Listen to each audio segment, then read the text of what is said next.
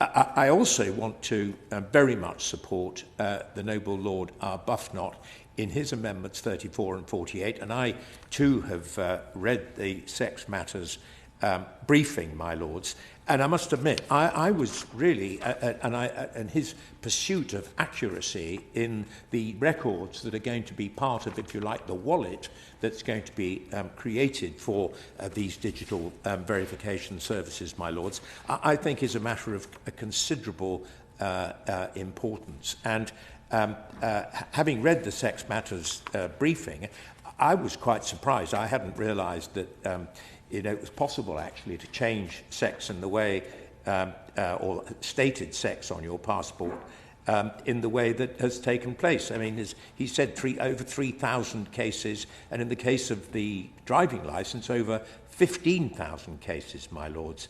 I agree with Sex Matters when they say this could potentially lead to a loss of trust in the system. But I also agree with the noble Lord Earl of Errol that this isn't an either-or. This could be both, my lords. I think it's perfectly feasible to have both on your passport if you so choose. And I don't see this as a great divide as long as the statement about sex is accurate, because for a great many reasons, not least in the healthcare area, my lords, it is of considerable importance that the statement about your sex is accurate, my lords. So I think, and I was looking back at what the Minister had to say on second reading, my lords, which I must admit I didn't find too clear.